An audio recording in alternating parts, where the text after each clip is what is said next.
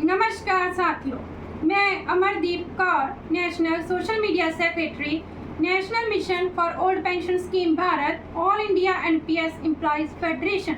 साथियों, आज हम उन छुपी हुई शर्तों के बारे में आपको जानकारी देंगे जो पुरानी पेंशन बहाली का गजट नोटिफिकेशन जारी करते समय कुछ राज्यों ने उस गजट नोटिफिकेशन में शामिल की हुई हैं। सबसे पहली शर्त है, आपकी एनपीएस कटौती जो हुई है आप राज्य सरकार से वापस नहीं मांग सकते।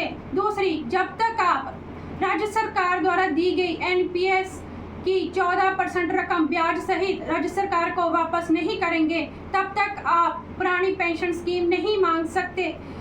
50% of last basic plus DA की पेंशन लेने के लिए आपको छत्तीसगढ़ में 33 साल, झारखंड में 25 साल की नौकरी करनी होगी।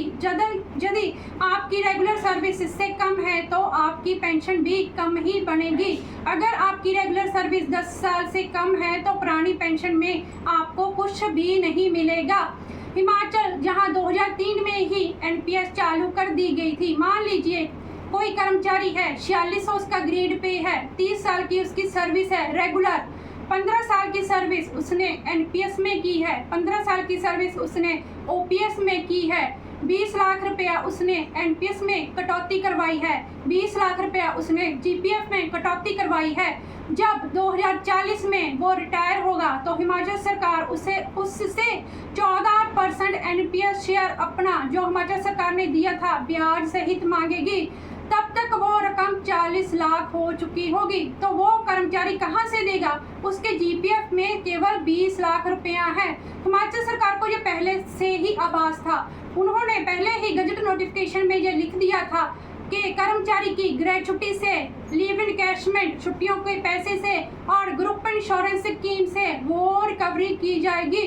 तो कर्मचारी के पास बचा ही क्या? कुछ भी नहीं बचा, ना तो जीपीएफ बचा, ना ग्रेचुटी, ना लीव इनकैशमेंट और ना ही ग्रुप इंश्योरेंस स्कीम की रकम बची। तो पुरानी पेंशन सिर्फ उसे मिली तो क्या फायदा। साथियों, जो भी उनके एनपीएस अकाउंट हैं वो फ्रीज हो चुके हैं, वो जब तक केंद्र सरकार उसमें कोई संशोधन नहीं करती है वो नहीं खुलेंगे। और कोई भी राज्य सरकार खास पत्राचार केंद्र सरकार से नहीं कर रही है इस संबंध में। आज केंद्र सरकार एनपीएस में कोई भी संशोधन करेगी तो वो उन पे लागू नहीं होगा, क्योंकि वह इकट्ठे एनपीएस से एग्जिट बाहर निकल चुके हैं।